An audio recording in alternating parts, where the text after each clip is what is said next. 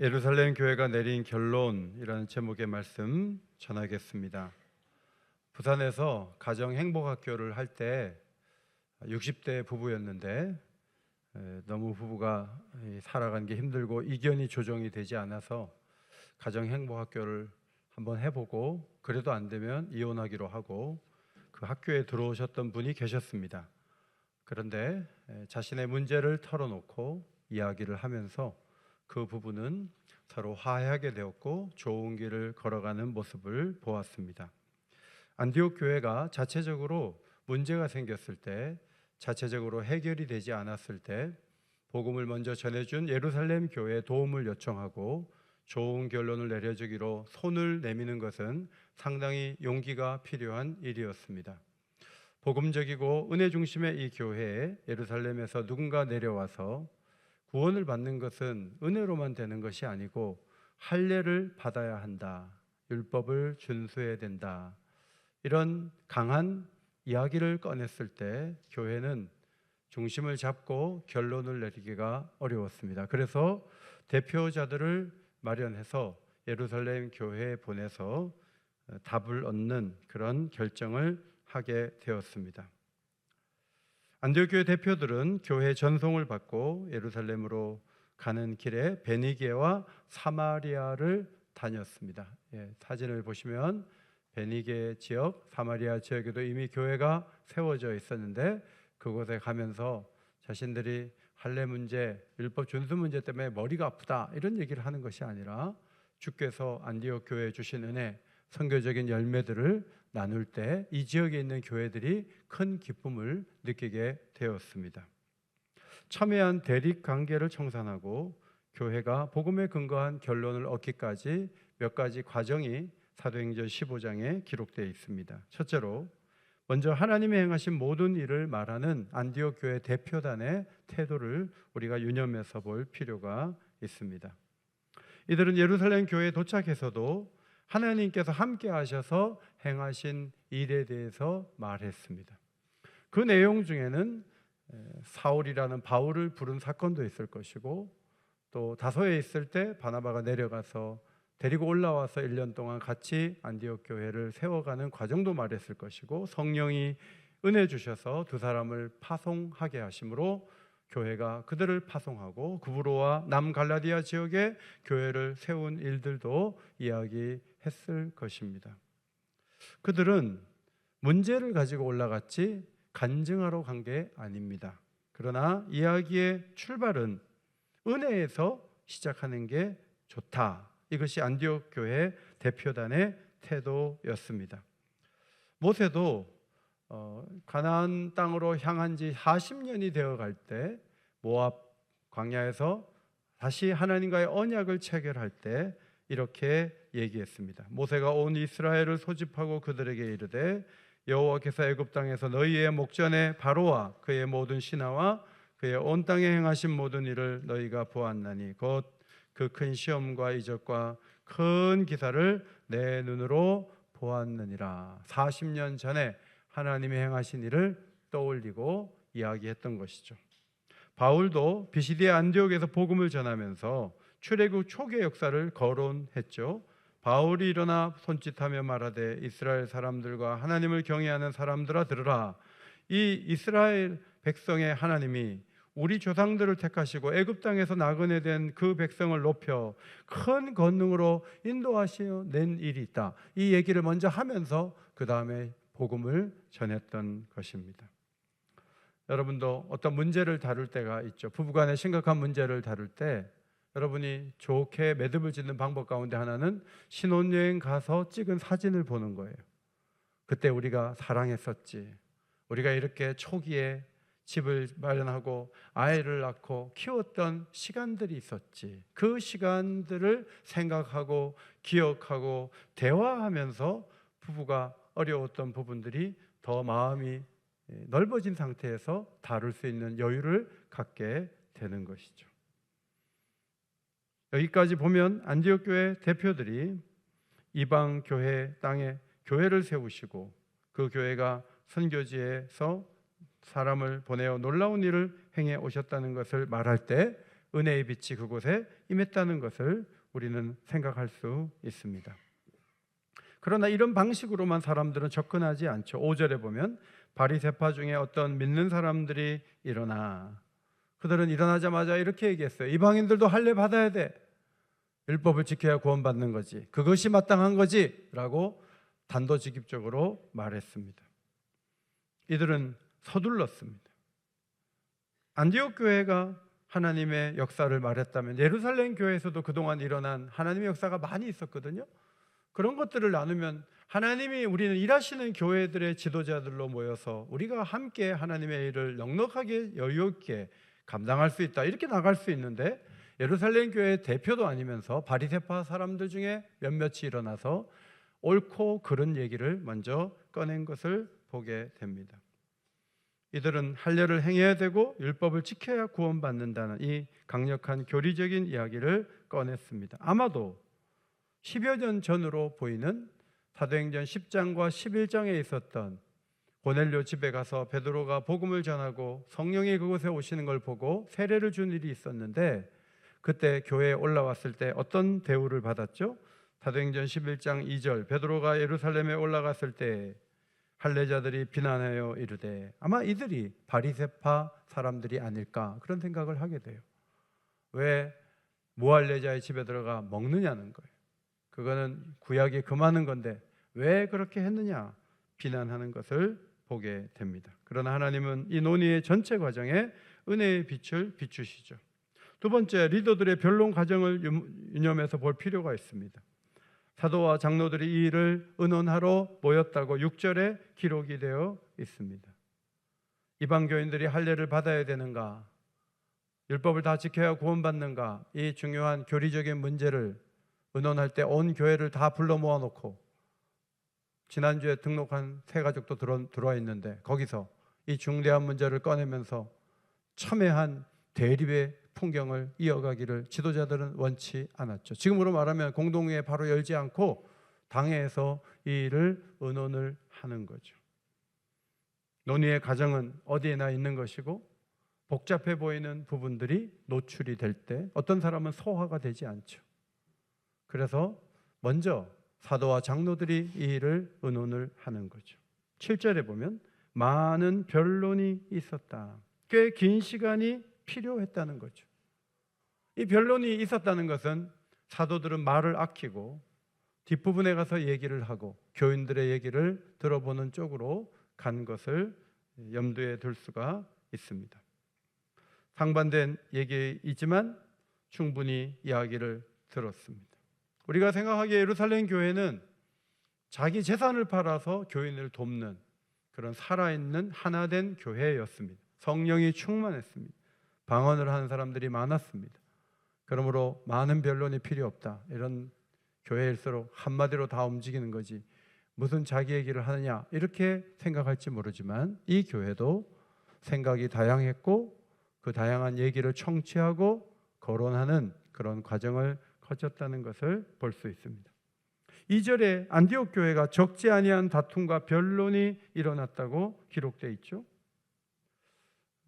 안디옥 교회는 매듭이 지어지지 않아서 예루살렘 교회에 호소하고 있는데, 예루살렘 교회도 많은 변론이 있었다면 오히려 이 변론이 있는 이런 불길을 예루살렘 교회에다 붙여가지고 예루살렘 교회조차도 어렵게 만드는 게 아닌가, 그런 의구심을 가질 수도 있습니다. 그러나 예루살렘 교회도 이 부분을 아직 적극적으로 검토하지 않았기 때문에, 물론 10여 년 전에 고넬료 사건이 있긴 했지만 이 부분에 대한 확실한 정리가 되어 있지 않기 때문에 상당히 곤란을 겪었습니다. 운전을 잘하는 분도 처음 가는 지역에 가면 자꾸 놓치고 그냥 통과하고 빙빙 돌고 그래. 왜냐하면 처음 가는 곳이니까. 교회들마다 처음 다루는 문제들이 있잖아요. 그러면 다 힘들어하고 이게 맞나 저게 맞나 얘기를 많이 할 수밖에 없는 것이죠. 성경이 긴 토론 과정을 보여줬다는 것은 어느 교회든지 이견이 있을 때 많은 대화가 필요할 수 있다는 것을 우리에게 보여줍니다. 세 번째로, 이 교회가 결론을 잘 내릴 수 있었던 중요한 이유 중에 하나는 사도들이 그 이야기를 주도한 거예요. 마이크가 그냥 지난주 등록한 사람에게 마이크가 한 게 아니에요.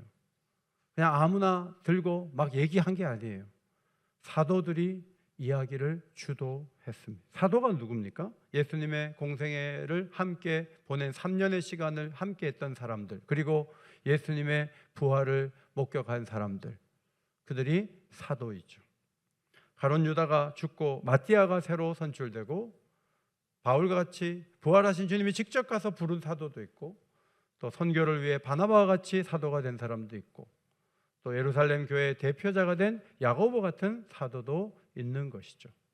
이 사도들의 말과 이들의 한마디, 이들의 어떤 결정, 이것은 굉장히 교회에 중대한 영향을 미쳤고, 교인들은 그 말에 따라서 움직인 것을 우리는 볼 수가 있습니다. 먼저 베드로가 설득하는 말을 보면 7절에 들어 믿게 하시려고, 이런 말이 나와요. 들어 믿게 하시려, 복음을 들어 믿게 하셨다. 듣고 믿어지면 구원받은 거예요. 그 사람이 아직 할례 안 받았는데 듣는데 그냥 성령이 그 자리에 오셔서 그러면 세례를 줄 수 있는 거죠. 이것이 베드로가 고넬료 집에서 경험한 일이에요. 바로 그렇게 복음을 전하려고 나를 택하셨다고 베드로가 이야기하게 되었습니다. 할례를 받지 않았어요. 율법을 지키는 과정을 거치지 않았어요. 심사받은 게 아니에요. 그런데 구원을 받은 거죠. 하나님은 이 일을 위해 자신을 선택하셨다. 이방인도 유대인들과 동일한 선택을 입은 가족이라고 베드로가 말했습니다. 베드로는 또 말합니다. 같은 성령을 주어 증언하셨다. 이방인에게는 더 작은 성령을 주시고 유대인에게는 큰 성령을 주신 게 아니에요. 같은 성령이 오신 거예요. 동일한 역사가 일어났어요. 이것은 하나님이 사람들을 차별하지 않는다는 강력한 증거가 되는 것이죠. 세 번째, 어떤 단서를 다는 것은 하나님을 시험하는 것이라고 말했습니다. 오래전에 출애굽한 백성들도 하나님을 시험했는데 시편 78편, 그들이 돌이켜 하나님을 거듭거듭 시험하며 이스라엘의 거룩하신 이를 노엽게 하였도다. 그때는 어떻게 시험했어요? 가만히 있으면 기다리면 줄 텐데 안 줄까 봐 막 원망하고, 모세를 원망하고, 막 애굽에서 죽는 게 나을 뻔했다, 뭐 이런 식으로 자꾸 말하고, 이게 하나님 시험하는 행동이에요. 그런데 베드로 사도는 말해요. 은혜로 구원받는데 이걸 자꾸 할례를 안 받으면 구원 못 받는다라고 말한다든지, 율법을 지키는 걸 보고 합격한 사람만 구원받는다고 말하는 것 자체가 경계를 넘어간 것이다. 그것이 곧 하나님을 시험하는 행동이 된다라고 규정해요. 유대인 자신도 매지 못하는 멍에를 이방인에게 매는 것은 안 된다는 거죠. 여러분, 우리가 교회 나오면서 옛날에 열심히 새벽기도 할 때도 있었지만, 등록하신 분에게 일주일에 3번 새벽기도 안 나오면 등록 자체가 안 됩니다, 이렇게 막 말했는데, 그 말한 사람은 그 주간에 한 번도 안 나오는 거예요. 여러분, 그러면 그런 짐을 새 가족에게 지우면 어떻게 교인이 되겠어요? 유대인들이 그런 잘못을 범하고 있다고 베드로 사도는 지적하면서 결론적으로 11절, 가장 오늘 본문에서 중요한 말씀이에요. 11절 앞에 보시고 읽습니다. 시작. 우리는 그들이 우리와 동일하게 예수의 은혜로 구원받는 줄을 믿노라. 구원은 우리의 노력으로 받지 않습니다. 율법을 지키는지 안 지키는지 보면서 구원 받았다 안 받았다 말하지 않습니다. 주일 성수를 따지지 않습니다. 예수님께서 십자가에서 죽으신 것을 내 마음에 믿고 그분이 나를 자녀 삼아 주신 것을 믿기만 하면 구원받는 줄 믿습니다. 이것이 우리가 모두가 받은 은혜로운 복음의 선포 내용인 거죠. 12절에 바울과 바나바가 주장합니다. 이들의 주장을 보면 할례 얘기하지 않습니다. 할례 받지 않은 이방인들에게 가서 복음을 전할 때 성령이 그곳에 오시고 표적과 기사가 일어난 것을 보면서 말씀을 확증하시고, 복음의 역사가 이방인 가운데서 일어났던 것을 예루살렘 교회에 생생하게 보고했는데, 이것은 은혜로운 구원, 은혜로 구원받는 것을 주장하는 그 편의 이야기를 하는 거죠. 세 번째로 야고보 사도가 결론을 내리죠. 13절로 21절, 예수님의 동생 야고보, 예루살렘 교회의 대표자와 같은 인물이 말합니다. 13절, 형제들아 내 말을 들으라. 이방인 신자를 자기 이름을 위한 백성으로 취하시려고 하나님이 돌보셨다는 말을 시몬이 했다, 베드로가 했다는 거예요. 10년 전에 그렇게 말해서 교회가 그 말씀을 들었다는 것이죠. 베드로 사도의 권위를 가지고 그가 한 말을 언급한 것을 보게 됩니다. 두 번째로 아모스 9장 11절 12절을 인용합니다. 그 내용은 이렇습니다. 다윗의 후손인 그리스도를 통해 이방인들이 새로운 교회 공동체에 포함되는 예언을 아모스 선지자가 했다는 거예요. 하나님이 갑자기 이방인들을 불러낸 것이 아니에요. 이방인들이 갑자기 교회로 모인 것이 아니에요. 하나님의 오랜 계획이 이루어진 것이라고 말합니다. 그러면서 야고보가 말합니다. 내 의견에는 두 가지를 얘기해요. 첫째로, 하나님께로 돌아오는 이방인들을 괴롭게 하지 마십시오. 유대인들에게 하는 말이에요. 자꾸 짐 지우지 마세요. 그것은 이방인들을 괴롭게 하는 거예요. 우리 교회가 잘못하면 새 가족을 괴롭힐 수 있어요. 전도해 오라고 해서 갔는데 회비 내라고 그래갖고 회비를 내는데 3년 냈더니 회장하라고 그거 새 가족 괴롭히는 거예요. 그리고 오래 다닌 분은 뒤로 싹 빠졌어요. 그래서 새 가족이 나는 이 교회 안 다닌다고 떠난 사람이 몇 사람 있어요. 잘못하면 우리는 헌신을 피해가는 길목에 딱 서가지고 그 길로 가면서 새로운 사람들이 무거운 짐을 자꾸 지도록 함으로 교회는 운영될지 모르지만 새로운 사람들이 교회 생활이 괴로울 수가 있어요. 유대인들에게 말합니다. 이방인들을 괴롭히지 말라. 할례 받아야 된다. 율법 준수하는가 보자. 당신들은 지키냐는 거예요. 하나님의 은혜로 구원받았고 지금은 부족해도 점점 더 좋아지는 모습으로 가는 것이지 어떤 규정을 가지고 사람을 판단하는 것은 옳지 않다. 이것이 첫 번째 야고보 사도의 요구였습니다. 두 번째, 다만 우상에 더러운 것과 음행과 목매어 죽인 것과 피를 멀리하라. 이것은 이방 교인들이 회당이 곳곳에 있는데 거기에서 유대인들이 모여서 모세의 법을 정기적으로 읽고 하는데 그들이 예수를 믿을 때 식사법이들이 있어서 안 먹는 것들이 있는데 그런 거 개념하지 않고 그냥 막 먹으면 도저히 교제할 수 없다. 이방인 교인들이 유대인들을 배려하는 행동 4가지가 필요하다는 거죠.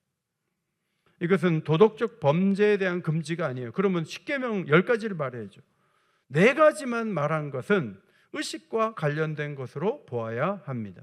첫 번째, 우상의 더러운 것, 우상에게 바쳐진 제물.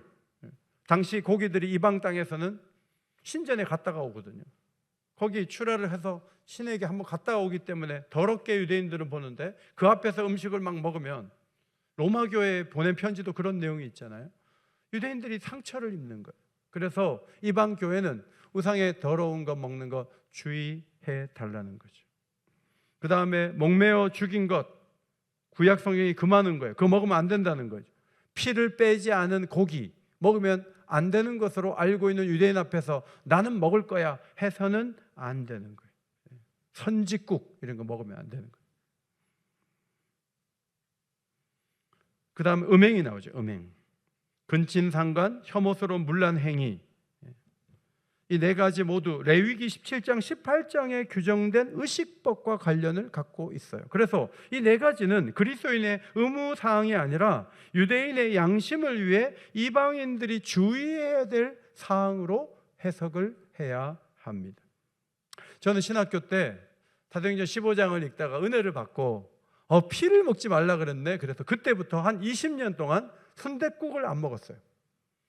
그래서 저는 굉장히 성경적이라고 생각했어요. 그런데 성경을 다시 보니까 이것은 유대인들을 위한 배려인 거죠. 그래서 그 이후에는 순댓국을 먹지만 맛이 없어요.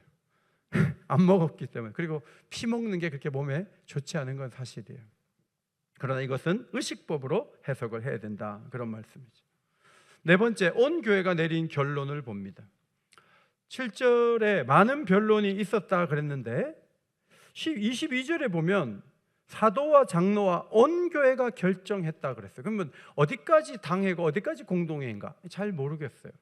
저는 7절 많은 변론이 있은 후에 베드로가 일어났을 때 그때 온 교회를 향해서 말씀한 것이 아닌가, 그렇게 성경을 해석하고 싶습니다.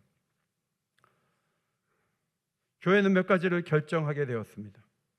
이제 바울과 바나바가 안디옥교로 내려갈 때 유다와 실라라는 이 예루살렘 교회 대표자를 함께 보내기로 했습니다. 그리고 문서의 형태인 편지를 써서 보내기로 했습니다. 그 내용이 15장에 소개되어 있습니다. 먼저 안디옥과 수리아와 길리기아에 있는 형제에게 문안하노라 그랬어요. 지도를 보시면은 다소는 길리기아 지역에 있고 안디옥은 수리아 땅에 있는 거죠. 이 주변에 교회가 많이 세워져 있었습니다. 예루살렘 교회의 결론은 단순히 질문을 한 안디옥 교회의 답만이 아니다. 길리기아 지역에 있는 교회, 수리아 지역에 있는 교회, 그리고 안디옥 교회에 있는 중요한 지침서가 된다 하는 거예요. 오늘날도 총회에서 어떤 결론을 내리고 노회에서 어떤 결론을 내릴 때 지리한 교회에만 답하는 게 아니에요. 그 교단에 속한 모든 교회에 답을 하는 것이 되는 것이죠. 이 교회 편지를 잘 보면 안디옥 교회를 소란하게 만들었던 그 예루살렘 유대에서 내려간 사람들은 교회가 보낸 적이 없는 사람들이다, 그런 내용이 나와요. 그들은 그냥 자기네들이 가가지고 예루살렘 교회의 권위를 얻고 사도들을 복잡하게 만들고 교회를 혼란에 빠뜨린 사람들인 것이죠. 예루살렘 교회는 그 사람들을 파송한 적이 없어요. 그런데 이 사람들이 그냥 자기네가 그렇게 한 거예요. 그런데 교회는 상당히 큰 어려움을 당했던 것이죠. 예루살렘 교회는 사람을 택하여 유다와 실라를 택하여 바나바와 바울을 함께 보내기로 만장일치로 결정했다고 했습니다. 이 결정을 내린 예루살렘 교회 자신들을 향해서 이런 표현을 했어요. 주 예수 그리스도의 이름을 위하여 생명을 아끼지 않는 우리라고 얘기했어요. 예루살렘 교회의 권위는 예수의 이름을 위해서 생명을 아끼지 않는 헌신, 충성에 있다는 것을 보여주는 중요한 표현입니다. 이제 편지를 써서 보낼 뿐만 아니라 유다와 실라가 이 부분에 대해서 안디옥 교회에 가서 전할 것이라고 했습니다. 야고보가 제안한 4가지를 잘 지키면 잘 될 것이라고 적었습니다. 안디옥 교회는 이 대표단과 편지의 내용을 듣기 위해서 함께 모였습니다. 그런데 그 내용을 들었을 때 위로를 받았다가 기쁨을 느꼈다는 것이죠. 그것은 무엇을 의미하는가 하면 복음은 신자에게 자유를 주는 거예요. 율법의 과중한 짐을 지우는 게 교회가 할 일이 아니에요. 교회는 항상 배려하고 존중하고 기다리고, 이것이 교회가 갖는 복음적 특징이라고 볼 수가 있습니다. 안디옥 교회는 이 말을 듣고 여기도 위로를 받았다, 이렇게 기록이 되어 있습니다. 은혜로 구원받는다는 이 놀라운 복음의 결론은 남을 나처럼 만들려고 하는 게 아니에요. 유대인이 오랫동안 행했다고 해서 이방인 너도 해, 그거는 복음이 아니에요. 복음은 각 사람의 자유와 개성과 각 사람의 생각을 존중하는 방향으로 간다는 것을 알게 되고, 안디옥 교회는 예루살렘 교회 결론을 보고 마음의 위로를 얻게 되었습니다. 오늘 논의 과정을 다시 한번 반복해서 말씀을 드립니다. 먼저 안디옥 교회가 문제가 생겨서 할례 받는 것이, 율법 준수하는 것이 구원의 절대적인 조건인가를 묻기 위해 대표단이 올라가게 되었습니다. 이 제안에 대해서 베드로는 복음을 듣고 믿음으로 성령을 받아 깨끗하게 되는 변화를 언급하면서 인종적인 차별이 없다는 것을 분명히 하면서 우리는 은혜로 구원받았다고 얘기해요. 야고보는 베드로의 말을 인용하고 성경 아모스서를 인용하면서 이방인이 주를 찾게 되는 것이 오래전 하나님의 계획이었음을 밝히고, 유대인은 이방인을 배려해야 되고 이방인은 유대인을 배려해야 된다는 편지를 쓰는 일을 주도합니다. 교회는 사도들의 설득을 받아 만장일치로 유다와 실라를 보내기로 했고, 편지와 함께 보냈을 때 안디옥 교회는 기쁨으로 예루살렘 교회가 내린 결론을 받아들면서 더 좋은 교회가 되었다. 이것이 오늘 15장의 중요한 내용이에요. 저는 이 내용을 보면서 중대한 세 가지 교훈을 얻게 됩니다. 첫째로, 상반된 주장이 있을 때 상회의 도움을 받는 것이 마땅하다 하는 교훈입니다. 교회가 어떤 일을 할 때 첨예한 대립을 보일 수 있어요. 왜냐하면 다 주님을 사랑하는 마음으로 꺼낸 얘기이기 때문에 뒤로 물러서기가 어려울 수 있어요. 그런데 9교회가 모인 시차례가 있고 100여 개 교회 모인 노회가 있고 총회가 있는데, 이 시차례와 노회와 총회는 우리가 첨예하게 대립하는 문제를 미안하지만 오래전에 다룬 적이 있을 가능성이 높아요. 여러분, 선악과만 만들지 않았어도 인류가 이렇게 고통하지 않았을 텐데 이런 질문을 하는 사람 많아요. 그런데 그런 질문은요, 이때까지 교회 역사를 보면 수많은 신앙 고백서를 통해서 다 해소되었어요. 그 질문은 자기가 처음 생각했을 뿐이지 그 질문은 자기가 인류 역사에 처음 질문한 건 아니에요. 교리적인 것이나 교회의 여러 가지 섬기는 방법에 있어서 우리가 의문을 가지고 여러 가지 생각을 나눌 수는 있지만 그것이 인류 최초로 내가 꺼낸 얘기가 아니라는 게 중요해요. 이 문제를 이미 다루어 본 경험이 있는 교회도 많고 회의도 많아요. 그러므로 신학자들은 예루살렘 교회가 한 교회지만 예루살렘 교회를 총회라고 그렇게 해석을 해요. 그래서 총회에 가서 이 문제를 해결하고 돌아오는 이것이 장로교 정치체계의 가장 성경적인 기반이 되는 말씀, 사도행전 15장이에요. 우리의 머리로, 우리의 판단으로, 우리의 생각으로 모든 것을 결정하는 게 아니에요. 우리의 힘으로 안 되면 물어보면 돼요. 살펴보면 돼요. 그러면 답을 얻을 수가 있는 거죠. 여러분이 보시기에 오히려 예루살렘 교회를 위험에 빠뜨리는 일이 아닌가, 안디옥 교회는 자기네가 그냥 해결하지 왜 이 문제를 가지고 올라가? 여러분, 그렇지 않습니다. 예루살렘 교회도 이 문제를 다루면서 성숙하게 돼요. 더 좋은 교회가 되고 더 강력한 교회가 되고 그리고 하나님 나라가 더 견고하게 되는 거죠. 저도 노회에서 일을 하면서 머리 아플 때가 있죠. 내가 이 문제까지 다뤄야 되나? 이거를 또 임원회를 열어가지고 이걸 또 해야 되나? 그러나 오긴 교회만 잘 되면 된다는 생각은 굉장히 좁은 생각이에요. 이렇게 예루살렘 교회가 안디옥 교회에 사람까지 보내고 편지까지 써서 이렇게 하는 건 뭐냐면 하나님 나라 관점을 가지고 있기 때문에 그런 거예요. 지역사회 교회 목사님들하고 만나가지고 대화를 나누고 교단에 중요한 일을 하는 분들의 생각을 들어보고 교단끼리 만나서 협의할 것을 협의하고 하나님 나라 전체적인 관점에서 봐야 15장 말씀이 이해가 되는 거죠.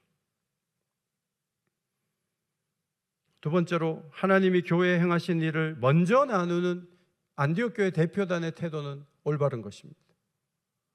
여러분들이 누구와 얘기를 나눌 때 문제 먼저 꺼내지 마세요.